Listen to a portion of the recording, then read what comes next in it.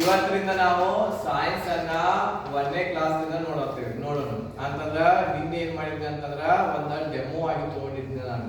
Demo ಅಂತಂದ್ರೆ ಏನ್ ಹೇಳಿದೆ, ನಡುವಿನ ಪಾರ್ಟ್ ಇರ್ತದ. ನಡುವಿನ ಪಾರ್ಟ್ ಯಾವ್ದು ಅಂತ ಹೇಳಿದ್ರೆ ನಿನ್ನೆ ಬ್ಲಡ್ ಬಗ್ಗೆ ಹೇಳಾಕತ್ತೀನಿ ನಾನು. ಯಾವ್ದ್ರ ಬಗ್ಗೆ? ಬ್ಲಡ್ ಆಮೇಲೆ ಬ್ಲಡ್ ಗ್ರೂಪ್ ಬಗ್ಗೆ ಹೇಳಾಕತ್ತೀನಿ. ಈ ಬ್ಲಡ್ ಒಳಗ ಹೋಲ್ ಬ್ಲಡ್ ಅನ್ನ ನಾವು ತಗೊಂಡಿವಿ ಅಂತಂದ್ರ ಅದರಲ್ಲಿ ಏನಿರ್ತೈತಿ, 2 ಭಾಗವನ್ನ ಮಾಡಿರ್ತೇವೆ. ಯಾವ ಎಷ್ಟು ಭಾಗ ಇರ್ತಾವು? ಹೋಲ್ ಬ್ಲಡ್ ದಲ್ಲಿ 2 ಭಾಗ. ಒಂದೇದು ಏನಿರ್ತೈತಿ? ದ್ರವ ಪದಾರ್ಥ ಇರ್ತೈತಿ. ಆಮೇಲೆ ಇನ್ನೊಂದು ಹೋಲ್ ಬ್ಲಡ್ ನಲ್ಲಿ ಎಷ್ಟು ಪ್ರಕಾರ ಇರ್ತೈತಿ? ಈಗ 2 ಪ್ರಕಾರವಾಗಿ ಅವುಗಳನ್ನ ಡಿವೈಡ್ ಮಾಡ್ತೇವೆ. ಒಂದೇದು ಯಾವ್ದು ಇರ್ತೈತಿ? ದ್ರವ ಪದಾರ್ಥ ಇರ್ತೈತಿ. ಈಗ ಈ ದ್ರವ ಪದಾರ್ಥದಲ್ಲಿ ಏನಿರ್ತೈತಿ ಅಂತ ಈ ಪ್ಲಾಸ್ಮಾ ಒಂದು ಏನಾಗಿರ್ತೈತದ?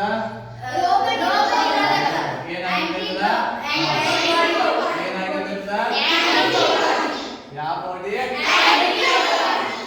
ಆಂಟಿಬಾಡಿ ಅಂತ ಮತ್ತೆ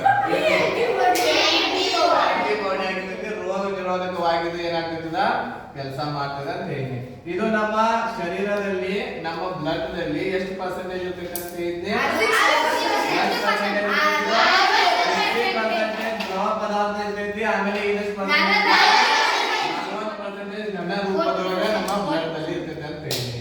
ಈ ಪ್ಲಾಸ್ಮಾದಲ್ಲಿ ಮತ್ತೇನಿರ್ತೈತೆ ಅಂತ ಹೇಳಿದ್ದೆ ನಾನು? ನೀರು ಐತಿ. ಇದ್ರಲ್ಲಿ ಎಷ್ಟು ಪ್ರಮಾಣದ ನೀರು ಇರ್ತೈತೆ ಅಂತ ಹೇಳಿ? 90% ಏನಿರ್ತೈತೆ ಇದ್ರದ? ಆಮೇಲೆ ಯಾವ ಬಣ್ಣ ಇರ್ತೈತೆ? ಹಳದಿ ಬಣ್ಣದಾಗಿರ್ತೈತಿ. ಯಾವುದು? ಪ್ಲಾಸ್ಮಾ. ಮೂರು ಏನಿರ್ತಾವ? ಮೂರು ಏನಿರ್ತಾವ ಅಂತ ಹೇಳಿ?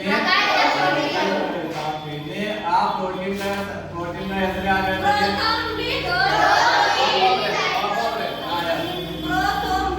ಪ್ರೋಥ್ರೋಂಬಿನ್, ಫೈಬ್ರಿನೋಜೆನ್. Very good. ಚಪ್ಪಾಳೆ ಹೊಡೆಯಿರಿ. ಪ್ರೋಥ್ರೋಂಬಿನ್ ಇರ್ತೈತಿ. ಫೈಬ್ರಿನೋಜೆನ್ ಇರ್ತೈತಿ. ಆಮೇಲೆ ಇನ್ನೊಂದು ಯಾವ್ದು ಇರ್ತೈತಿ?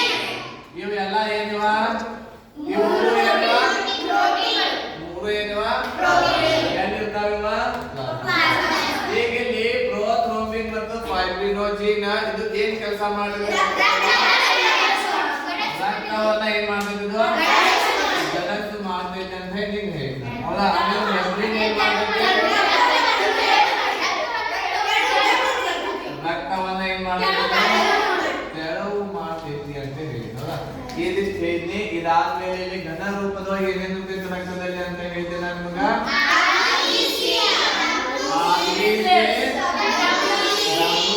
ಆಮೇಲೆ ಪ್ಲೇಟ್ಲೆಟ್ಸ್ ಗಳು ಇರ್ತಾವ ಅಂತ ಹೇಳಿದೆ. ಈಗ ನಮ್ಮ ರಕ್ತದ ಗುಂಪವನ್ನ ಕಂಡುಹಿಡಿಯಲಿಕ್ಕೆ ನಮಗೆ ಏನ್ ಬೇಕು ಅಂತ ಹೇಳಿ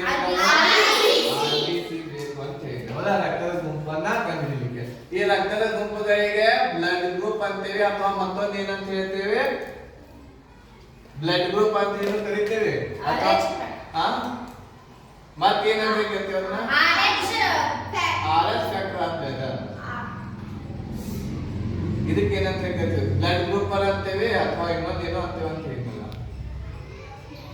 ಆಂಟಿಜನ್ ಅಂತೇವೆ. ಏನಂತೇವೆ? ಆಂಟಿಜನ್. ನೋಡಲ್ಲಿ ಈ ದ್ರವ ರೂಪದ ಪ್ಲಾಸ್ಮಾ ಏನಿದೆ ಇದರಲ್ಲಿ ಆಂಟಿಬಾಡಿ ಇರ್ತೈತಿ. ಏನಿರ್ತೈತಿ? ಇದರಲ್ಲಿ ಏನಿರ್ತೈತಿ? ಆಂಟಿಜನ್ ಇರ್ತೈತಿ. ಇದರಲ್ಲಿ ಈ ಭಾಗದೊಳಗೆ ಆಂಟಿಜನ್, ಇದ್ರಾಗ ಈ ಕಡೆ ಆಂಟಿ, ಅಚ್ಚ ಕಡೆ ಅಂಕಲ್. ಈಚೆ ಕಡೆ ಈಗ ಬ್ಲಡ್ ಗ್ರೂಪ್ ಅನ್ಬೋದು ಅಥವಾ ಆಂಟಿಜನ್ ಅನ್ಬೋದು. ಹೌದಾ? ಈಗ ಆಂಟಿಜನ್ ನಾವೇನ್ ಮಾಡ್ತೀವಿ? ಕ್ಯಾಪಿಟಲ್ ಅಕ್ಷರ ಎ ಅಥವಾ ಬಿ ದಿಂದ ಸೂಚಿಸ್ತೇವೆ ಅಂತ ಹೇಳ್ತೀವಿ ನಾವು. ಹೌದು? ಈ ಬ್ಲಡ್ ಗ್ರೂಪ್ ಗಳನ್ನ ಕಂಡುಹಿಡಿಯೋದು ಹೆಂಗ? ಸೂಕ್ಷ್ಮದರ್ಶಕವಾಗಿ ನೋಡಿದ್ವಿ ಅಂತ ನಾವು. ಈ ನಮ್ಮ RBC ಕೆಂಪು ರಕ್ತ ಕಣ ಹೇಗಿರ್ತೈತಿ? ದುಂಡಾಗಿರ್ತೈತಿ. ಆಮೇಲೆ ನಡುವೆ ಹೇಗಿರ್ತೈತಿ? ಚಪ್ಪಟೆ ಇರ್ತೈತಿ ಅಂತ ಹೇಳಿದ್ದೆ. ಆಮೇಲೆ ಇದ್ರ ಮೇಲೆ ಏನಿರ್ತಾವಲ್ಲ ಇವುಗಳಿಗೆ ಏನಂತ ಕರಿತೀವಿ ನಾವು? ಆಂಟಿಜನ್ ಅಂತ ಕರಿತೀವಿ. ಹೌದಲ್ಲ? ಇವುಗಳ ಮೇಲೆ ಇರೋದಕ್ಕೆ ಏನಂತೀವಿ ನಾವು? ಈ ಆಂಟಿಜನ್ಗಳು ಏನಾಗಿರ್ತಾವ?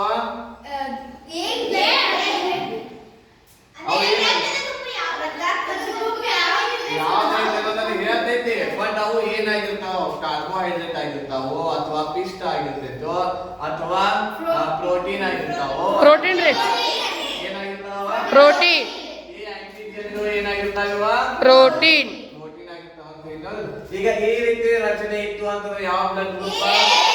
ಎ ಬ್ಲಡ್ ಗ್ರೂಪ್ ಇರ್ತೈತಿ. ಅದೇ ರೀತಿ ಈ ರೀತಿ ಇತ್ತು ಅಂತಂದ್ರ ಬಿ ಬ್ಲಡ್ ಗ್ರೂಪ್ ಇರ್ತೈತಿ. ಇವು ಎರಡು ಮಿಕ್ಸ್ ಇದ್ದು ಅಂದ್ರ ಇದ್ರ ಮೇಲೆ ಏನು ಇರ್ಲಿಲ್ಲ ಅಂದ್ರ ಓ ಬ್ಲಡ್ ಗ್ರೂಪ್ ಇರ್ತೈತಿ. ಅದ ಪ್ರೋಟೀನ್ ಟಕ್ಲು ಇರ್ತೈತಿ. ಈಗ ಆರ್ಎಚ್ ಫ್ಯಾಕ್ಟರ್ ಅನ್ನ ಹೆಂಗ್ ಕಂಡುಹಿಡಿದ್ರು? ಆರ್ಎಚ್ ಫ್ಯಾಕ್ಟರ್ ಅನ್ನ ಹೆಂಗ್ ಕಂಡುಹಿಡಿದ್ರು? ಯಾವ ಪ್ರಾಣಿಯ ಆಧಾರದ ಮೇಲೆ? ಮಂಗನಿಂದ ಏನ್ ಮಾಡಿದ್ರು? ಆರ್ಎಚ್ ಫ್ಯಾಕ್ಟರ್ ಅನ್ನ ಕಂಡುಹಿಡಿದ್ರು. ಈ ಆರ್ಎಚ್ ಫ್ಯಾಕ್ಟರ್ ನಿಂದ ಏನ್ ಹೇಳ್ತೀವಿ ನಾವ? ಯಾವ ಬ್ಲಡ್ ಗ್ರೂಪ್ ಪಾಸಿಟಿವ್ ಐತೆ, ಯಾವ ಬ್ಲಡ್ ಗ್ರೂಪ್ ನೆಗೆಟಿವ್ ಐತೆ ಅನ್ನೋದನ್ನ ಆರ್ಎಚ್ ಫ್ಯಾಕ್ಟರ್ ನಿಂದ ನಾವು ಕಂಡುಹಿಡಿತೀವಿ. ಈಗ ಈ ಒಂದು ಬ್ಲಡ್ ಗ್ರೂಪ್ ಒಳಗೆ ಚೌಕ್ ಬಾಕ್ಸ್ ಹಿಂಗ ಕಾಣಕತ್ತು ಅಂತಂದ್ರ ಅದು ಚೌಕ್ ಬಾಕ್ಸ್ ಇರ್ಲಿಲ್ಲ ಅಂತಂದ್ರ ಇದ್ರೊಳಗೆ ಚೌಕ್ ಬಾಕ್ಸ್ ಇತ್ತಂದ್ರ ಚೌಕ್ ಬಾಕ್ಸ್ ಇರ್ಲಿಲ್ಲ ಅಂದ್ರೆ ಯಾವ್ದ? ಈಗ ಇದು ಯಾವ ಬ್ಲಡ್ ಗ್ರೂಪ್ ಹೇಳಿ? ಯಾವ್ದಿದ? ಇದು ಯಾವ್ದು? ಈಗ ಇದ್ರೊಳಗೆ ಚೌಕ್ ಬಾಕ್ಸ್ ಮಾಡಿದ್ರೆ ಏನಾಗ್ತದೆ? ಓಕೆನಾ? ಇಷ್ಟು ಎಲ್ಲ ಹೇಳಿದ್ನಿ. ಆರ್ಎಚ್ ಫ್ಯಾಕ್ಟರ್ ಅಂತಂದ್ರೆ ಏನು, ಯಾವ ಬ್ಲಡ್ ಗ್ರೂಪ್ ಯಾವುದು ಪಾಸಿಟಿವ್ ಐತಿ ಯಾವ್ದು ನೆಗೆಟಿವ್ ಐತಿ ಅಂತ ಗೊತ್ತಾಗೋದು.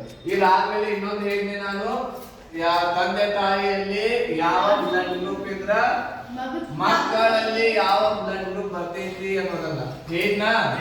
ನೆನಪಿದಾವ? ಎಷ್ಟಿದ್ದು ಹೇಳಿದವ? ಕಾಂಬಿನೇಷನ್ ಎಷ್ಟಿದ್ದು? 10 ಇದ್ದು. ಹೌದಾ? ಎಷ್ಟಿದ್ದವ? 10 ಇದ್ದು. ಓಕೆ, 10ರಲ್ಲಿ ಒಂದೇದು ಯಾವ್ದಿತ್ತು? ಇಲ್ಲಿ ತಂದೆ ಅಥವಾ ತಾಯಿ ಆಮೇಲೆ ಮಗುವಿನಲ್ಲಿ ಯಾವ ಬ್ಲಡ್ ಗ್ರೂಪ್ ಬರ್ತೈತಿ ಅಂತೇಳಿ. ಸೊ ಈಗ ಒಂದೇದು ಯಾವ್ದು ಹೇಳಿದ್ದೆ?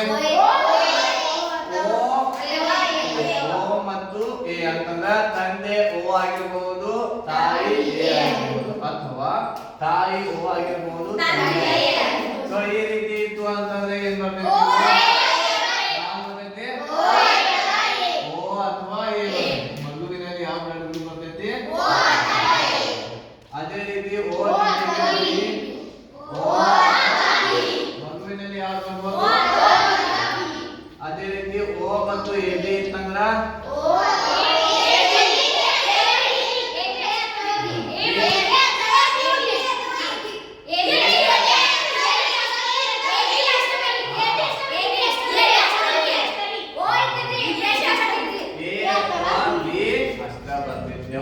ನೋಡಿ, ಯಾವಾಗಲೂ ಕೂಡ ತಂದೆ ಅಥವಾ ತಾಯಿಯಲ್ಲಿ ಎ ಬಿ ಇತ್ತಂದ್ರ, ತಂದೆ ಒಳಗ ಅಥವಾ ತಾಯಿ ಒಳಗ ಎ ಬಿ ಬ್ಲಡ್ ಗ್ರೂಪ್ ಇತ್ತಂದ್ರ ಮಗುವಿನಲ್ಲಿ ಯಾವ ಬ್ಲಡ್ ಗ್ರೂಪ್ ಬರುವುದಿಲ್ಲ. ಯಾವ ಬ್ಲಡ್ ಗ್ರೂಪ್ ಬರಂಗಿಲ್ಲ? ಬ್ಲಡ್ ಗ್ರೂಪ್ ಯಾವಾಗಲೂ ಕೂಡ. ಓಕೆನಾ? ಇದಾದ್ಮೇಲೆ ನೆಕ್ಸ್ಟ್ ಯಾವ್ದು? ಓ ಇದ್ರ ತಂದೆ ತಾಯಿ ಓ ಇದ್ರ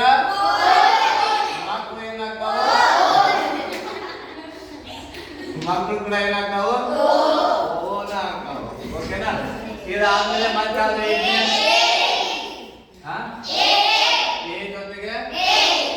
ಎ ಜೊತೆಗೆ ಎ ಸೇಮ್ ಇದ್ರ ಇದ್ರ ಜೊತೆಗೆ ಯಾರು ಬರ್ತಾರ? ಎ ಜೊತೆಗೆ ಓ ಬರ್ತೈತಿ. ಹೌದಾ? ಅದೇ ರೀತಿ ಬಿ ಇದ್ರ ಅದೇ ರೀತಿ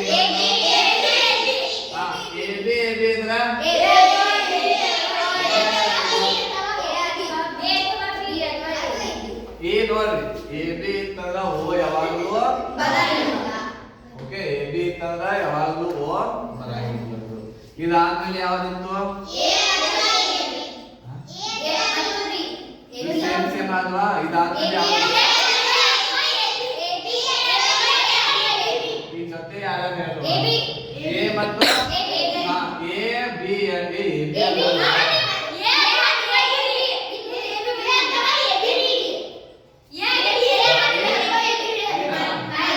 ಜೊತೆಗೆ ಎ ಬಿ ಇತ್ತಂದ್ರೆ ಯಾವ್ದ? ಈಗ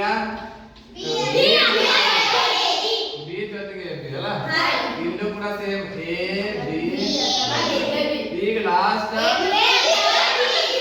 ಎ ಮತ್ತು ಬಿ ತಂದೆ ತಾಯಿಯಲ್ಲಿ ಎ ಮತ್ತು ಬಿ ಮಕ್ಕಳಲ್ಲಿ ಯಾವ ಬ್ಲಡ್ ಗ್ರೂಪ್ ಬರೋ ಸಾಧ್ಯತೆ ಇದೆ ಯಾರು ಗೊತ್ತಿದೆ ಕೈ ಎತ್ತಬೇಕು.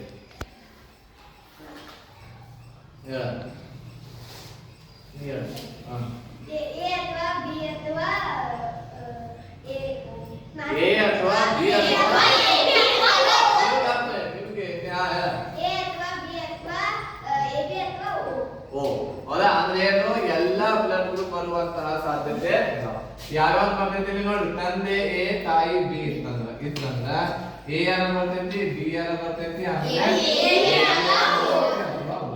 ಸೊ ಇಷ್ಟೆಲ್ಲವೂ ಏನಪ್ಪಾ ಅಂತಂದ್ರೆ ಇವು ಬ್ಲಡ್ ಗ್ರೂಪ್ಸ್ ಇಲ್ಲಿ ತನಕ ನಾನು ನಿಮ್ಗೆ ಹೇಳಿದ್ದೀನಿ ಹೌದಲ್ಲ.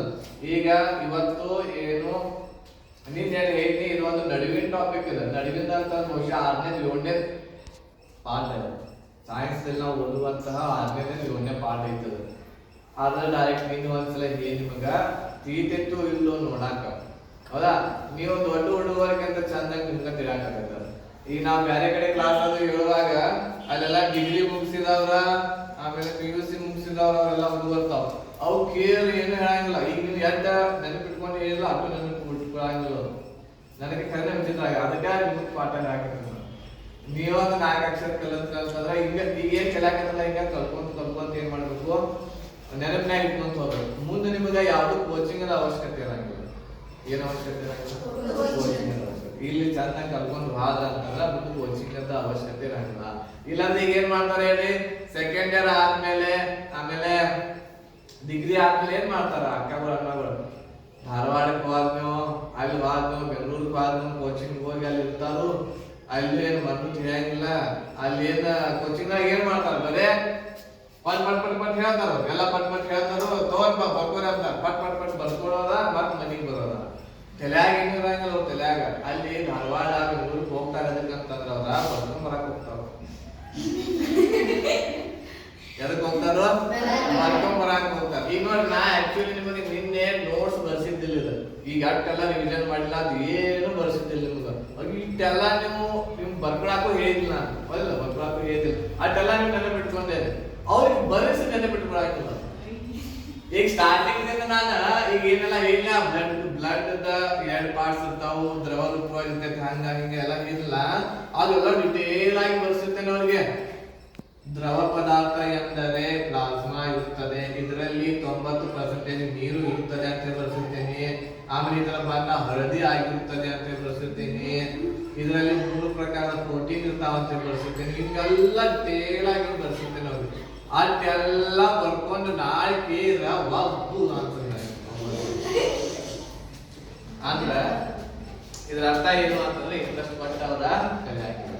ಸೊ ಅದಕ್ಕ ನೀವು ಏನ್ ಮಾಡಿ, ಈಗ ಎಲ್ಲಾರು ಇಂಟ್ರೆಸ್ಟ್ ಪಟ್ಟು ಕಲತ್ರಿ ಅಂತಂದ್ರೆ ಏನಾಗ್ತೈತಿ, ಮುಂದೆ ನಿಮ್ಗೆ ಕೋಚಿಂಗ್ ಹೋಗೋ ಅವಶ್ಯಕತೆ ಇರಂಗಿಲ್ಲ. ಎಲ್ಲ ಅದೇ ಯಾವ ಮೆಚ್ಕಲ್ ಎಕ್ಸಾಮ್ ಬರಲಿ ಏನ್ ಮಾಡ್ತೀರಲ್ಲ ಎಲ್ಲ ಎಕ್ಸಾಮ್ ಈಗ ಹವ್ವ ಏನಾಗ್ತೈತಿ ಹವಾಯಿ ಮೊನ್ನೆ ಯಾರು ಡ್ಯಾನ್ಸ್ ಮಾಡಿಲ್ಲ. ಹವಾಯಿ ಮಾಡಿಲ್ಲ ಎಲ್ಲ ದೂರ ಹಾರಿಸ್ಕೊಂಡ್ಬರೋದಿಲ್ಲ. ಹೀರೋ ಬಂದ ಆ ಫಿಲ್ಮ್ ನೋಡ್ಬೇಕು. ಯಾವ್ದೇ ದರ್ಶನ್ ಫಿಲ್ಮ್ ಅದು ಇದು ಅಂತಂದ್ರ ಹಿಂಗಿಟ್ಟ ಕಾಲ ದೂರ ಹಿಂಗ ಆಗುತ್ತೆ. ನಾವು ಹೌದು ಇಲ್ಲಪ್ಪ ಅಂತಂದ್ರೆ ಹಿಂಗ ಕಾಲ ಇಟ್ಟ ನೆಲದ ಸಿಡಿದೆ ನೆಲ ಹೌದಲ್ಲ. ಹಂಗ ನಾಳೆ ನೀವೆಲ್ಲ ನಾಲೆಜ್ ಪಡ್ಕೊಂಡ್ರ ಅಂತಂದ್ರೆ ನೀವು ಎಲ್ಲ ದೂರ ಎಲ್ಲ ಎಕ್ಸಾಮ್ ದೂರ ಆಗ್ತಾವ. ಸೊ ಇವತ್ತು ನಾವು ಏನ್ ಮಾಡೋಣ, 1ನೇ ಚಾಪ್ಟರ್ ಅನ್ನ ಸ್ಟಾರ್ಟ್ ಮಾಡೋಣ. 1ನೇ ಚಾಪ್ಟರ್ ಯಾವ್ದೈತಿ? ಯಾವ್ದು? ಕೋಶಗಳು. ಯಾವ್ದು? ಕೋಶಗಳಿಂದ ನಾವೇನ್ ಮಾಡೋಣ ಸ್ಟಾರ್ಟ್ ಮಾಡೋಣ. ಇವುಗಳಿಗೆ ಇಂಗ್ಲಿಷ್ ಏನಂತ ಕರಿತೀವಿ ನಾವು? ಸೆಲ್ಸ್ ಅಂತ ಕರಿತೀವಿ. ಏನಂತ ಕರಿತೀವಿ? ಮನೆ ಒಂದು 10 15 ಹೇಳೋದು, 10 15 ಹೇಳೋದು ಇವತ್ತು. ಓಕೆ, ನಾಳೆ ಒಂದು ಸ್ಟ್ಯಾಂಡ್ ತಗೊಂಡ್ಬರ್ತೇನೆ. ಸ್ಟ್ಯಾಂಡ್ ಆಗಿ ಇಡೋದೈತಿ, ಆಮೇಲೆ ಈಗ ಇಷ್ಟೇನ್ ಮಾಡ್ತೀನಿ, ಒಂದು ನೋಟ್ಸ್ ಕೂಡ ಬರ್ಸ್ತೇನೆ ನಾನು. ಏನ್ ಮಾಡ್ತೀನಿ ನೋಟ್ಸ್ ಕೂಡ ಬರೆಸ್ತೀನಿ. ಆ ನೋಟ್ಸ್ ಅನ್ನ ಏನ್ ಮಾಡ್ರಿ ಒಂದ್ ಬೇರೆ ಬುಕ್ ಮಾಡ್ಬೇಕು, ಒಂದು ಲಾಂಗ್ ಬುಕ್ ಮಾಡ್ಬೇಕು.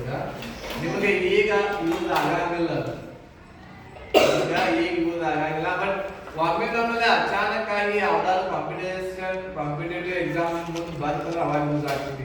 ಈಗ ಮಟ್ಟಿಗೆ ಪ್ರಿಯಾ ಒಂದ್ 2-3 ಎಕ್ಸಾಮ್ ಬರೋದು, ಅವರ ಎಕ್ಸಾಮ್ ಒಮ್ಮೆಗೊಮ್ಮೆ ಎಕ್ಸಾಮ್ ಬಂದು ಅವರ ಎಕ್ಸಾಮ್ ಬಂದ್ರು ಏನು ಅದು ಆಗಿಲ್ಲ. ಯಾಕಂದ್ರೆ ಅಲ್ಲಿ ಕೇಳುವಂತದ್ದು ಏನ್ ಮಾಡ್ತಾರೋ ಕಾಂಪಿಟೇಟಿವ್ ಎಕ್ಸಾಮ್ ಏನ್ ಬೇಕು ಅದನ್ನ ಕೇಳ್ತಾರೆ. ನೀವು ಪಾಡವಾಗಿದ್ದು ಕೇಳಂಗಿಲ್ಲ, ಕ್ವಶನ್ಗಳು ನೀವು ಪಾಡದಾಗಿದ್ದ ಕೇಳಂಗಿಲ್ಲ. ಕಾಂಪಿಟೇಟಿವ್ ಲೆವೆಲ್ ಹೋಗಿ ಹೆಂಗೆ ವಿಜ್ಞಾನ ಆಯ್ತಲ್ಲ ಅಂತ ಲೆವೆಲ್ದಾಗ ಕ್ವಶನ್ ಕೇಳ್ತಾರೆ. ಮತ್ತೆ ಇಂಥ ಲೆವೆಲ್ದಾಗ ಕ್ವಶನ್ ಏನಂದ್ರೆ ನಿಮ್ಗೆಲ್ಲ ಬರ್ತಾವ. ನೀವು ಆಮೇಲೆ ಅಂತೇಳಿ ಬಂದವ್ರೆ ಸರ್ ಏನು ಪಾಡದಾಗ ಇಲ್ಲರಿ, ಪಾಡದಾಗ ಎಲ್ಲದ ಕ್ವಶನ್ ಹಾಕ್ಯಾರ ಅವರ ಅಂತರಲ್ಲ. ಅದಕ್ಕ ಇವೆಲ್ಲ ಈಗಿನೆಲ್ಲ ಓದ್ಕೋತ ಹೋದ್ರೆ ಅಂತಂದ್ರ ನಿಮ್ಗೆ ಏನಾಗ್ತೈತಿ ಈಸಿ ಆಗ್ತೈತಿ. ಇವೆಲ್ಲ ಸಬ್ಜೆಕ್ಟ್ ಇರೋದಂತ ನೀವು ಕರೆಕ್ಟ್ ಆಗಿ ಡೈಲಿ ಇವತ್ತು ಹೆಂಗ ಓದ್ಕೊಂಡ್ ಬಂದಿರಿ, ಎಲ್ಲ ಮಾಡ್ಕೊಂಡ್ ಬಂದಿರಿ, ಹೆಂಗ್ ಮಾಡ್ಕೊಂಡ್ ಬಂದ್ರಿ. ಸೈನ್ಸ್ ಒಳಗ 3 ಸಬ್ಜೆಕ್ಟ್ ಇರ್ತಾವ. ಯಾವ್ಯಾವ್ದ? ಬಯಾಲಜಿ, ಕೆಮಿಸ್ಟ್ರಿ, ಫಿಸಿಕ್ಸ್ 3 ಸಬ್ಜೆಕ್ಟ್ ಗಳನ್ನ ಹೇಳ್ತೀನಿ. ಅದ್ರ ಜೊತೆಗೆ ಕ್ವಾಲಿಟಿ ಅಂತ ಇರ್ತೈತಿ, ಹೌದಾ? ಕ್ವಾಲಿಟಿ ಇರ್ತೈತಿ, ಜಿಯೋಗ್ರಫಿ ಇರ್ತೈತಿ, ಹಿಸ್ಟ್ರಿ ಇರ್ತೈತಿ, ಎಕನಾಮಿ ಇರ್ತೈತಿ. ಇವು ಎಲ್ಲ ಸಬ್ಜೆಕ್ಟ್ ಗಳನ್ನ ಏನ್ ಮಾಡೋದು. ಈ ಸಲ ಬೇಸಿಗೆ ರಜೆ ಒಳಗೆ ಏನಾದ್ರು ನಮ್ ಸ್ಕೂಲ್ ಇತ್ತು ಅಂತಂದ್ರ ಬಹುಶಃ ನಾ ಬನ್ನಿ ಅಂತಂದ್ರ ಬೇಸಿಗೆ ರಜೆ ಒಳಗ 2 ತಿಂಗಳು ಇರ್ತೈತಿ. ಆ ಟೈಮ್ದಾಗ ಏನ್ ಮಾಡ್ರಿ ಬರ್ರಿ. ಆಮೇಲೆ ಈಗ ನೀವು ನಾ ಡೈಲಿ ಕ್ಲಾಸಸ್ ತಗೊಂಡೆ ಅಂತಂದ್ರ ನಿಮ್ಮ ಎಕ್ಸಾಮ್ ಅಂತಂದ್ರ ಮಾರ್ಚ್ ತಿಂಗಳ ಒಳಗಡೆ ಮುಗಿತೈತಿ. ಈಗ ಯಾವ ತಿಂಗಳು ಸ್ಟಾರ್ಟ್ ಐತಿ? ಎಷ್ಟನೇ ತಾರೀಕು ಅಂತ? 3ನೇ ತಾರೀಕು ಮಾರ್ಚ್ 2026. ಈ ಮಾರ್ಚ್ ತಿಂಗಳು ಮುಗಿಯುವವರೆಗೆ ಇದು ಮುಗಿತೈತಿ. ಡೈಲಿ ಕ್ಲಾಸ್ 1 ಕ್ಲಾಸ್ ಡೈಲಿ ತಗೊಂಡು ಓಕೆನಾ? ಸ್ಟಾರ್ಟ್ ಮಾಡೋದು ಸೆಲ್ದಿಂದ. ಸೆಲ್ ಅಂದ್ರೆ ಏನಿದೆ? ನೋಡಿರಿ, ಕೋಶ ನೋಡಿಲ್ಲ ನಾನು ಪುಸ್ತಕ ವಿದ್ಯುತ್ ಕೋಶ ಬೇರೆ, ಸೆಲ್ ಅಂತಾರೆ. ಸೆಲ್ ಈಗ ಕೋಶ ಹೆಂಗೆ ಅಂತಂದ್ರ ಆಕ್ಚುಲಿ ಮಾನವನ ಶರೀರ ಏನ್ ನಮ್ಮ ಮಾನವನ ಶರೀರ ಇಲ್ಲ, ಈ ಶರೀರ ಎದ್ರಿಂದ ಆಗೈತಿ? ನಮ್ದು ಜೀವಕೋಶ. ಎದ್ರಿಂದ ಆಗೈತಿ? ನಮ್ಮ ಶರೀರದಲ್ಲಿ ಎಷ್ಟು ಜೀವಕೋಶಗಳು ಇರ್ತಾವು ಅಂತಂದ್ರ 100 ಟ್ರಿಲಿಯನ್ ಅಷ್ಟು ಇರ್ತಾವ. ಎಷ್ಟ? 100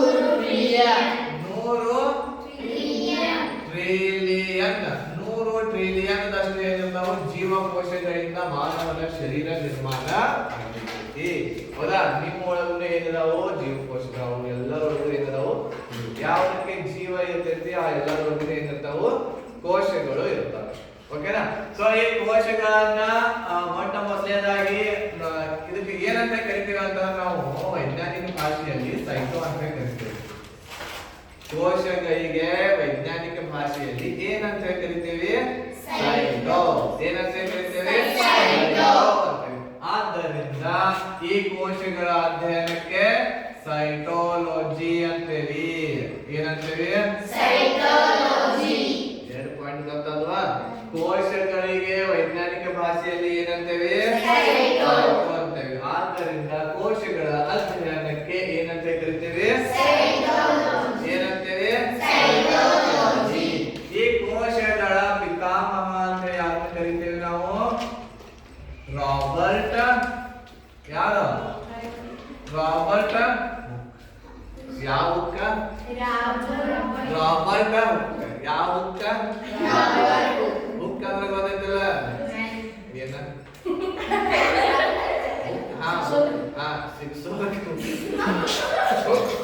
ಇದಕ್ಕೂ ಏನಂತೇವೆ? ಬಟನ್ ಅಂತೇವಿ. ಆಕ್ಚುಲಿ ಮೊದಲಿನ ಕಾಲದ ಬುಕ್ ಇತ್ತು ಇಲ್ಲ. ಇದು ಯಾವ ತರ ಐತಿದ ಬಟನ್? ಚೌಕ್ ಐತದ? ಯಾಕೆ ಹಿಂಗಾಯ್ತಿಲ್ಲ? ಇದೇನಿದ? ಇದಕ್ಕೆ ಏನಂತ ಒಂದು ಕೋಶ. ಇವತ್ತೇನಿದ? ಈ ಕೋಶವನ್ನ ಮೊದಲು ಕಂಡಿಡಿದವ್ರು ಯಾರು? ಕಾಣ್ತಿದ? ಯಾವ್ದ ತರ ಕಾಣ್ತೈತಿ? ಯಾವ್ದ ತರ ಕಾಣ್ತೈತಿ? ಇದನ್ನ ಕಂಡಿಡಿದವ್ರು ಯಾರು? ಜೀವಕೋಶ ಅಂತೇವಿ. ಯಾವ ತರ ಕಾಣ್ತೈತಿ? ತರ ಕಾಣ್ತೈತಿ. ಯಾರು ಕಂಡಿಡಿದ್ರು? ನೆನಪಿಟ್ಕೊತಿರಲ್ಲ ಏನ್ ಹೇಳ್ರಿ ಈ ಜೀವಕೋಶವನ್ನು ಕಂಡಿಡ್ದವ್ರು ಯಾರು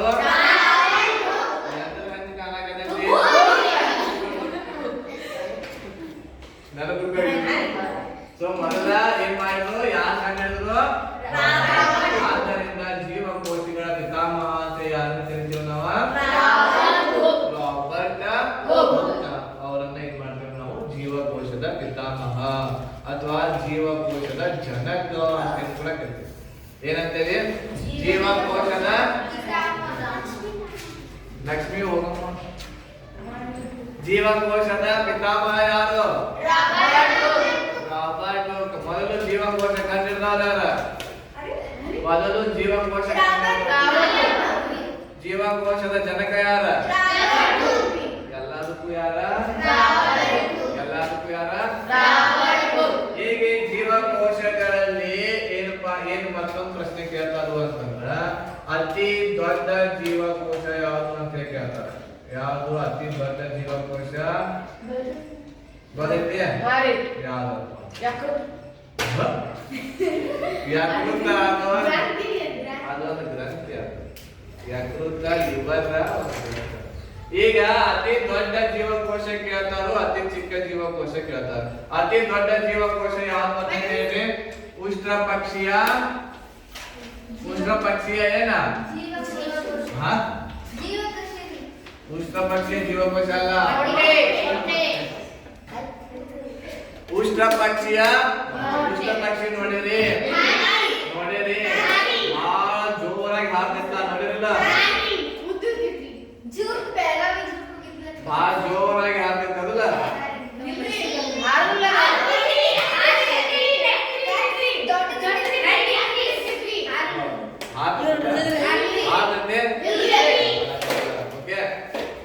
ಜಗತ್ತಿನೊಳಗಿನ ಅತಿ ದೊಡ್ಡದಾಗಿರುವಂತಹ ಪಕ್ಷಿ ಯಾವುದು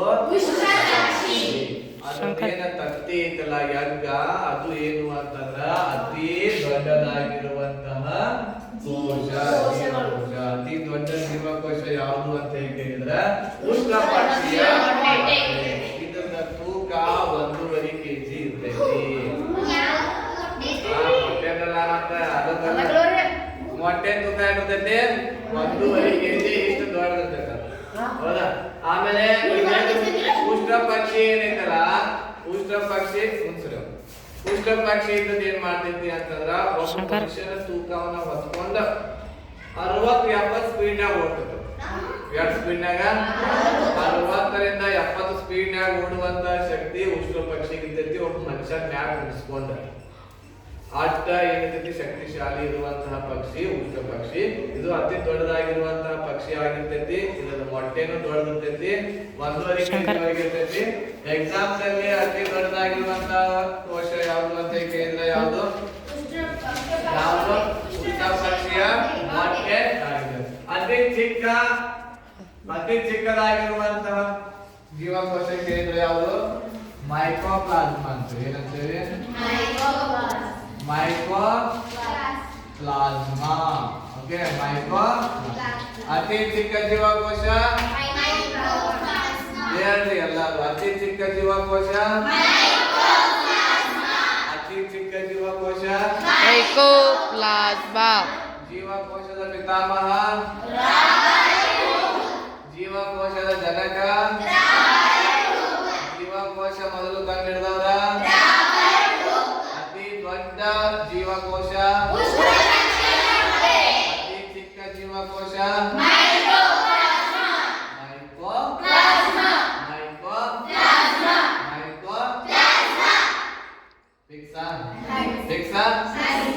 ಈಗ ಇನ್ನೊಂದು ಯಾರು ಕೇಳ್ತಾರೆ ಏನು ಅಂತಂದ್ರ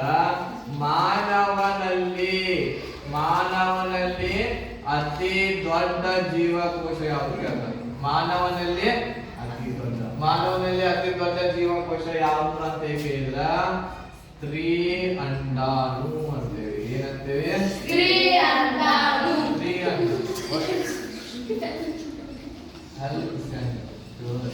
ಮಾನವನಲ್ಲಿ ಅತಿ ಚಿಕ್ಕ ಜೀವಕೋಶ ಯಾವುದು ಅಂತ ಕೇಳಿದ್ರ ಏನಂತ ಹೇಳ್ತೀವಿ ನಾವು ಅದನ್ನ ವೀರ್ಯಾಣು ಅಂತ ಹೇಳ್ತೇವೆ ಏನಂತ ಹೇಳ್ತೇವೆ ಆ ಮಾನವನಲ್ಲಿ ಅತಿ ಉದ್ದವಾದ ಜೀವಕೋಶ ಯಾವುದು ಅಂತ ಕೇಳಿದ್ರ ಯಾವುದು ಯಾವುದು ನರಕೋಶ. ಯಾವ್ದಂದ್ರೆ ಇವು ಮೂರು ಮಾನವನಲ್ಲಿ ಕೇಳಿದ್ರ. ಡೈರೆಕ್ಟ್ ಆಗಿ ಅತಿ ದೊಡ್ಡ ಜೀವಕೋಶ ಕೇಳಿದ್ರ, ಅತಿ ಚಿಕ್ಕ ಜೀವಕೋಶ ಕೇಳಿದ್ರ, ಡೈರೆಕ್ಟ್ ಆಗಿ ನಿಮಗೆ ಮಾನವ ಸೇರಿಸಿ ಕೊಟ್ರಂದ್ರ ಮಾನವನಲ್ಲಿ ಅತಿ ದೊಡ್ಡ ಜೀವಕೋಶ ಕೇಳಿದ್ರ, ಮಾನವನಲ್ಲಿ ಅತಿ ಚಿಕ್ಕ ಜೀವಕೋಶ ಕೇಳಿದ್ರ ನೀರ್ಯಾಣು ಅಂತ ಕರಿತೀವಿ. ಆಮೇಲೆ ಮಾನವನಲ್ಲಿ ಅತಿ ಉದ್ದವಾದ ಜೀವಕೋಶ ನರಕೋಶ. ಯಾವ ಕೋಶ? ಯಾವ ಕೋಶ? ಈ ನರಕೋಶದ ವಿಶೇಷತೆ ಏನು ಅಂತಂದ್ರ ಈ ನರಕೋಶ ಎಲ್ಲಿರ್ತದ? ಮೊಟ್ಟೆ ಒಳಗ ಮೆದುಳು. ಮೆದುಳು ಐತೆ ಎಲ್ಲಾರ್ಗು? ಯಾರ್ಯಾರು ಐತೆ ಮೆದುಳು?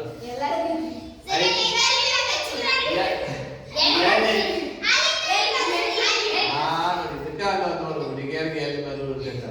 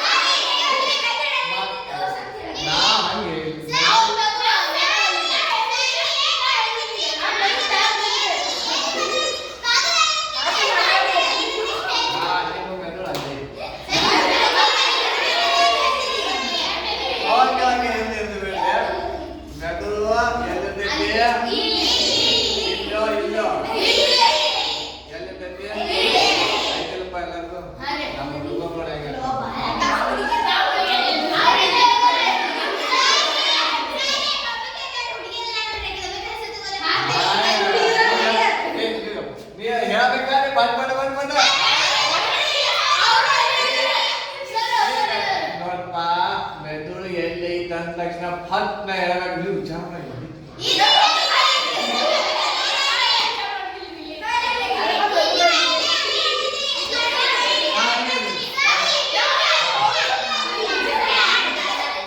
ಎರಡೆರಡು ಕಡೆ ಕಲಾನ ಕನ್ಫ್ಯೂಷನ್ ಆಗ್ತದೆ. ಓಕೆ, ಮೆದುಳು ಕೇಳಿ. ಮೆದುಳು ಒಳಗೆ ಯಾವ ಕೋಶಗಳಿರ್ತಾವು? ನರಕೋಶಗಳ ಒಂದು ವಿಶೇಷತೆ ಏನು ಅಂತಂದ್ರ ಈ ನರಕೋಶ ಒಂದು ಸಲ ಸತ್ತಿತ್ತು ಅಂತಂದ್ರ ಇನ್ನೊಂದ್ಸಲ ರೀಪ್ರೊಡಕ್ಟ್ ಆಗಂಗಿಲ್ಲ. ರೀಪ್ರೊಡಕ್ಟ್ ಅಂತಂದ್ರೆ ಇನ್ನೊಂದ್ಸಲ ಜೀವಂತ ಆಗಂಗಿಲ್ಲ. ಈ ಉದಾಹರಣೆಗೆ ಇಲ್ಲಿ ನನ್ನ ಚರ್ಮದೊಳಗೂ ಇದಾವ ಬಹಳಷ್ಟು ಇದಾವು ಕೋಶಗಳಿದಾವ. ಹೌದಾ? ಈ ಕೋಶಗಳು ಇಲ್ಲಿ ನಾನು ಈಗ ಒಂದ್ ಸ್ವಲ್ಪ ಜೋರ್ ಈಗ ಬಡದ್ನೆ ಅಂತ ಈಗ ಬಡ್ಕೊಂಡಿರ್ಲಿ 2 ಸಲ ಒಂದ್ 10, 15, 20 ಸತ್ತಿರ್ತಾವ. ಅಷ್ಟು ಸೂಕ್ಷ್ಮ ಇರ್ತಾವ. ಈಗ ಹಿಂಗ್ ನಾನ್ ಜೋರ್ ಹಿಂಗ್ ಬಡ್ಕೊಂಡು ಇನ್ನೊಂದ್ಸಲ ಮತ್ತೊಂದ್ 5-6 ಸತ್ತಿರ್ತಾವ ಕೋಶಗಳು ಸತ್ತಿರ್ತಾವ. ಎಷ್ಟು ಇರ್ತಾವ? 100 ಟ್ರಿಲಿಯನ್ ವರೆಗೆ ಇರ್ತಾವ ನಮ್ಮ ಶರೀರ. ಈಗ ಇದೆ ಸತ್ತಿರ ಈಗ ಏನು ಸತ್ತಿರ್ಲ ಈಗ ಇಲ್ಲಿ ಸತ್ತಿರುವಂತಹ ಕೋಶ, ಈ ಸತ್ತಿರುವಂತಹ ಕೋಶ ಏನಪ್ಪಾ ಅಂತಂದ್ರ ಇವುಗಳು ಏನಾಗ್ತಾವ? ಈಗ ಮತ್ತೆ ಪುನರುತ್ಪತ್ತಿ ಆಗ್ತಾವ. ಪುನರುತ್ಪತ್ತಿ ಅಂತಂದ್ರ ಸತ್ತಿರುವಂತಹ ಕೋಶದ ಜಾಗದಲ್ಲಿ ಮತ್ತೆ ಬೇರೆ ಒಂದು ಹೊಸ ರೂಪಕೊಂಡು ಆ ಜಾಗದಲ್ಲಿ ಬಂದು ಕುಂಡುತ್ತಿರ್ತಾರೆ. ಈ ಉದಾಹರಣೆಗೆ ಈಗ ಈ ಒಂದು ಸ್ಥಳ ಇದೆ ಅಂತ ತಿಳ್ಕೊಳ್ಳಿ. ಇಲ್ಲಿ ಏನು ನಾವು ಬಹಳಷ್ಟು ಈ ರೀತಿ ಈಗ ಕೋಶಗಳಿದಾವ. ಕೋಶಗಳು ಈಗ ಇಲ್ಲಿ ನಡುವಿನ 2 ಸತ್ತು ಅಂತ ತಿಳ್ಕೊಳ್ಳಿ. ಕೋಶಗಳು 2 ಸತ್ತು ಅಂತಂದ್ರ ಅಕ್ಕಪಕ್ಕದಲ್ಲಿರುವಂತಹ ಕೋಶಗಳು ಏನ್ ಮಾಡ್ತಾವು? ಹೊಸದಾಗಿ 2 ಸೃಷ್ಟಿ ಮಾಡಿ ಈ ಜಾಗದಲ್ಲಿ ಏನ್ ಮಾಡ್ತಾವ? ಅವುಗಳನ್ನ ಸೇರಿಸ್ತಾವ. ಈಗ ಏನಾಗ್ತದೆ ಹೇಳ್ರಿ, ಎಲ್ಲ ಮತ್ ಸುಲಭ ಆಗ್ತದೆ. ಆದ್ರೆ ನಮ್ಮ ಮೆದುಳಿನಲ್ಲಿರುವಂತಹ ನರಕೋಶಗಳು ಸತ್ತು ಅಂತಂದ್ರ ಒಂದ್ಸಲೆ ಇನ್ನೊಂದ್ಸಲೆ ಜೀವಂತ ಆಗಂಗಿಲ್ಲ. ಸತ್ತ ಒಂದ್ ಪಾರ್ಟ್ ಡ್ಯಾಮೇಜ್. ಈಗ ಎಲ್ಲರೂ ನನ್ನ ಮೆದುಳೊಳಗ ಒಂದ್ 4-5 ಕೋಶಗಳು ಸತ್ತು ನರಕೋಶಗಳು ಆ ಭಾಗದ ಏನೇನ್ ಕಂಟ್ರೋಲ್ ಮಾಡ್ತಿರ್ತೈತಲ್ಲ ನನ್ನ ಶರೀರ ಅದೆಲ್ಲ ಡಿಫೆಕ್ಟ್ ಆಗ್ತೈತಿ. ಉದಾಹರಣೆಗೆ ಇಲ್ಲೊಂದು 4-5 ಸತ್ತು ಅಂತ ತಿಳ್ಕೊಳ್ಳಿ ಕೋಶಗಳು. ಇದು ಈ ಕೋಶಗಳು ನನ್ನ ಕೈಯನ್ನ ಕಂಟ್ರೋಲ್ ಮಾಡುವಂತ ಕೋಶಗಳು ಇದ್ವು ಅಂತಂದ್ರ ಇವು ಸತ್ತು ಅಂತಂದ್ರ ಇದು ಕೈ ಕೆಲಸ ಮಾಡಂಗಿಲ್ಲ. ಇದ್ರೊಳಗೆ ಜೀವನ ಇರಂಗಿಲ್ಲ, ಹೋಯ್ತಾ ಇದೆ. ಆಮೇಲೆ ಬಹಳಷ್ಟು ಕೋಶಗಳಿಗೆ ಏನಾದ್ರೂ ಡಿಫೆಕ್ಟ್ ಆಯ್ತು ಅಂತಂದ್ರೆ ಮೆದುಳಿನಲ್ಲಿ ವ್ಯಕ್ತಿಯ ಸಾವು ಕೂಡ ಏನಾಗ್ತದೆ ಆಗ್ತದೆ. ಅದ್ರ ಸಲುವಾಗಿ ಮುಖ್ಯವಾಗಿ ನಾವು ಏನು ಸುರಕ್ಷತೆಯನ್ನ ಮಾಡ್ಕೋಬೇಕು, ನಮ್ದು ನಮ್ಮ ಮೆದುಳನ್ನ ಸಂರಕ್ಷಿಸಬೇಕಾಗ್ತೈತಿ. ಅದ್ರ ಸಲುವಾಗಿ ಏನಪ್ಪಾ ಅಂತಂದ್ರೆ ದೇವ್ರ ಏನ್ ಮಾಡ್ಯಾನ, ಇಲ್ಲಿ ಗಟ್ಟಿಯಾಗಿರುವಂತಹ ಮೂಳೆಯನ್ನ ಕೊಟ್ಟಾನಿಲ್ಲ ಮೂಳೆ, ಅದ್ರ ಒಳಗೆ ಏನೈತಿ, ಮೆದುಳು ಐತಿ, ಸುರಕ್ಷಿತವಾಗಿ ಮೆದುಳು ಐತಿ. ಯಾರು ತಗೊಂಡು ಕಟ್ ಅಂದ್ರೆ ಸಾವಕಾಶ ಒಂದ್ ಸ್ವಲ್ಪ ಕಲ್ಲುದ್ರ ಅಂತಂದ್ರೆ ಏನಾಗ್ತೈತಿ, ಒಂದೆರಡು ಕೂದಲು ಉದುರ್ತಾವ. ಒಟ್ಟ ಇನ್ನೊಂದ್ ಸ್ವಲ್ಪ ಜೋರ್ಲೆ ಬಗದ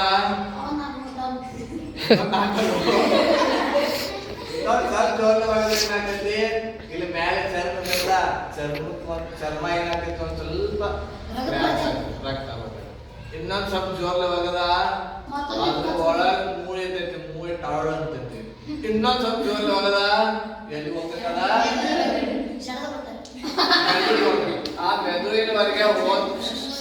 ಆ ಮೆದುಳಿನವರೆಗೆ ಹೋತು ಅಂತಂದ್ರ ಮೆದುಳಿಗೆ ಜಸ್ಟ್ ಟಚ್ ಆದ್ರೆ ಸಾಕು, ಇರುವಂತ ಕೋಶಗಳು ಏನಾಗಿರ್ತಾವ, ಸತ್ತು ಬಿಡ್ತಾವ. ಅವಾಗ ವ್ಯಕ್ತಿಯ ಸಾವು ಆಗ್ತದೆ. ಅದ್ರ ಸಲುವಾಗಿನ ಏನಪ್ಪಾ ಅಂತಂದ್ರ ಈಗಿನ ಯುವಕರು ಇರ್ತಾರಲ್ಲ, ಯುವಕರ ಅಕ್ಕಂಗಳ ಗಾಡಿ ಹೊಡಿತಾರಲ್ಲ ಅಂತ ಅವ್ರಿಗೆ ಏನ್ ಮಾಡ್ತಾರೆ, ಪೊಲೀಸರು ಹಿಡಿತಾರೆ. ಯಾಕೆ ಹಿಡಿತಾರ ರೇ ಅಂತ, ಯಾಕೆ ಹಿಡಿತಾರೋ, ಹೆಲ್ಮೆಟ್ ಯಾಕೆ ಹಾಕೊಂಡಿಲ್ಲ ಅಂತ ಯಾಕೆ ಹಿಡಿತಾರೋ, ಯಾಕೆ ಹೇಳ್ತಾರ ಅಂತಂದ್ರ ನಿನ್ನ ತಲೆ ಬಾಳ ಇಂಪಾರ್ಟೆಂಟ್ ಐತಿ, ಇದು ಮೆದುಳು ಇಂಪಾರ್ಟೆಂಟ್ ಐತಿ. ಮೆದುಳು ಹೆಲ್ಮೆಟ್ ಇದ್ರೆ ನೀವು ಹಿಂಗ್ ಬಿದ್ರಿ ನಾಳೆ ಕೈ ಕಾಲು ಮುರಿತು ರಿಪೇರಿ ಆಗ್ತೈತದ, ಕೈ ಕಾಲು ರಿಪೇರಿ ಆಗ್ತಾವಲ್ಲ, ಆದ್ರೆ ಇದು ರಿಪೇರಿ ಆಗಿಲ್ಲ.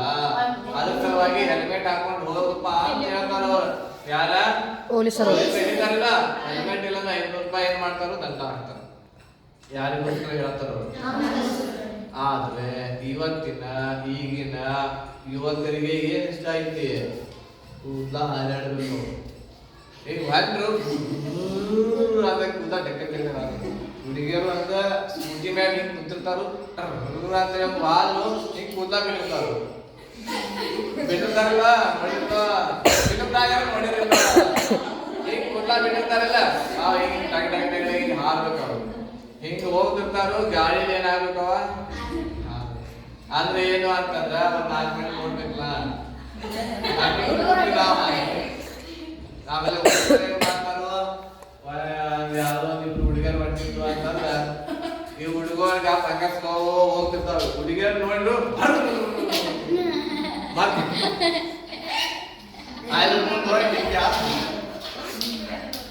ಏನ್ ಇದ್ದಿದ್ದಲ್ಲ ಇದ್ದೈತಿಲ್ಲ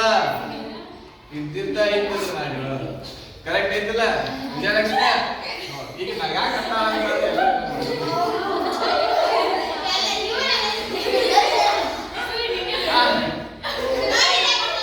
ನಾನಂತೂ ನಗಾಕತ್ತ ಬಿಡ, ನಾನು ನೋಡಿದ್ದ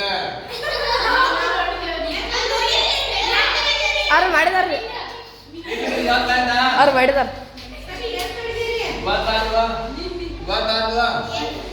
ಕೋಶಗಳ ಅಧ್ಯಯನಕ್ಕೆ ಏನಂತ ಕರಿತೀವಿ, ಕೋಶಗಳನ್ನ ವೈಜ್ಞಾನಿಕ ಭಾಷೆಯಲ್ಲಿ ಇದನ್ನ ಕಂಡುಹಿಡಿದವ್ರು ಯಾರು, ಅತಿ ದೊಡ್ಡ ಕೋಶ, ಚಿಕ್ಕ ಕೋಶ, ಮಾನವನಲ್ಲಿ ಅತಿ ದೊಡ್ಡ ಕೋಶ, ಮಾನವನಲ್ಲಿ ಅತಿ ಚಿಕ್ಕ ಕೋಶ, ಮಾನವನಲ್ಲಿ ಅತಿ ಉದ್ದ ಕೋಶ, ನರಕೋಶ ಇರ್ತಾವು.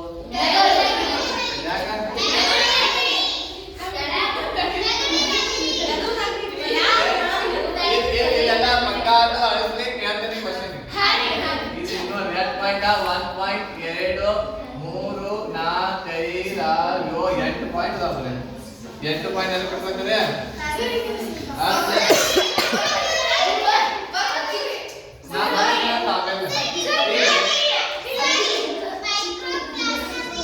ಮೈಕ್ರೋಪ್ಲಾಸ್ಮಾ ಅನ್ನೋದು ಪ್ರೋಟೋಜೋವಾ ಏಕಕೋಶೀಯ ಜೀವಿ.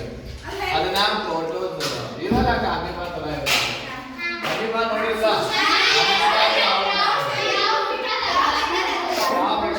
ಇದು ಒಂದೇನು ಪ್ರೋಟೋಜೋವಾ. ಈಗ ಆಮೇಲೆ ಜೀವಿಗಳ ಸಂಘಗಳು ಅಂತ ಬರ್ತೈತಿ, ಅದಕ್ಕೆ ಇಂಗ್ಲಿಷ್ ಒಳಗ ಫೈಲಮ್ ಅಂತೇಳಿ. ಅಂತಂದ್ರೆ ಯಾವ ಜೀವಿಯನ್ನ ಯಾವ ಕೆಟಗರಿ ಒಳಗೆ ಇಟ್ಟಾರಂತೇಳಿ. ಮೈಕ್ರೋಪ್ಲಾಸ್ಮಾವನ್ನ ಎದ್ರೊಳಗೆ ಇಟ್ಟಾರೆ ಹೇಳ್ರಿ?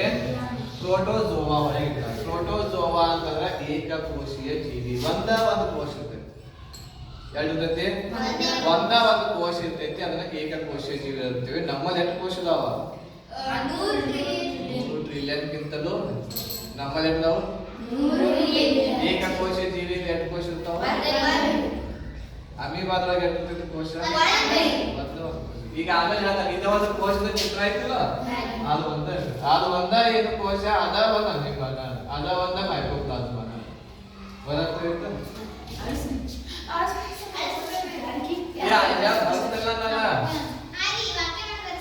ವಾಕ್ಯ ಮಾಡಿ ಬರ್ತೀನಿ ಅಂತ ಒಂದ ಚಿಂತೆ ಮಾಡಬೇಡ್ರಿ. ಬರ್ಕೊಂಡ್ರಿ? ಈಗ ಯಾರಿಗೆ ಪ್ರಶ್ನೆ ಕೇಳ್ತೀನಿ ಅವರು ಯಾರಿಗೆ ಬರ್ತೈತೆ ಕೈ ಎತ್ತಿ. ಓಕೆ, ಒಂದನೇ ಪ್ರಶ್ನೆ, ಅತಿ ಚಿಕ್ಕ ಜೀವಕೋಶ ಯಾವುದು? ಅತಿ ಚಿಕ್ಕ ಜೀವಕೋಶ ಯಾವ್ದಾ? ಈಗ ನೆಕ್ಸ್ಟ್ ಪ್ರಶ್ನೆ, ಮಾನವನಲ್ಲಿ ಅತಿ ಉದ್ದವಾದ ಜೀವಕೋಶ. ಮಾನವನಲ್ಲಿ ಅತಿ ಉದ್ದವಾದ ಜೀವಕೋಶ ಹೇಗಪ್ಪ? ಮಾನವನಲ್ಲಿ ಅತಿ ಉದ್ದವಾದ ಜೀವಕೋಶ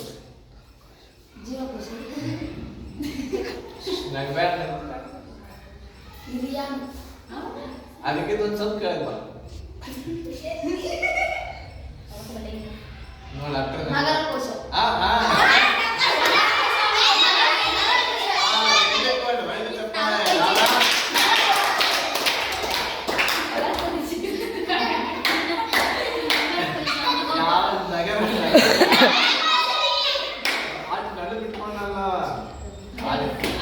ಯಾವ್ದು ಅತಿ ಉದ್ದವಾದ ಜೀವಕೋಶ?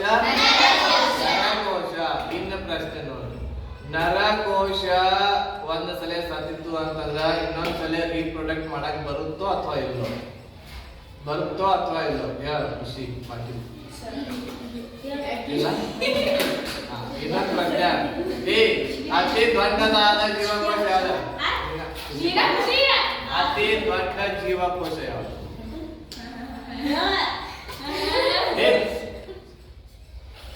ಅತಿ ದೊಡ್ಡ ಮಾನವನಲ್ಲಿ ಅಲ್ಲ, ನಾ ಹೇಳ ಉಷ್ಟ್ರಪಕ್ಷಿಯ ಮೊಟ್ಟೆ.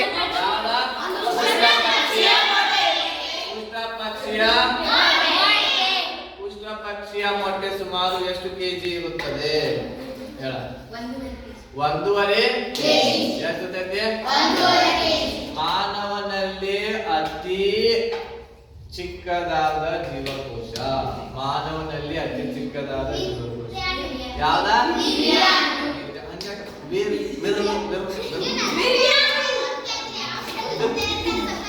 ಮಾನವನಲ್ಲಿ ಅತಿ ದೊಡ್ಡದಾದ ಜೀವಕೋಶ ಹೇಳ.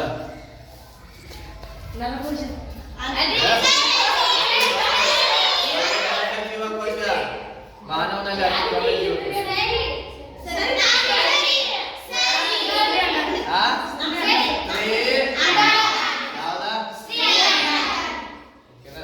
ಆಮೇಲೆ ಜೀವಕೋಶಗಳ ಅಧ್ಯಯನಕ್ಕೆ ಏನೆಂದು ಕರೆಯುತ್ತಾರೆ?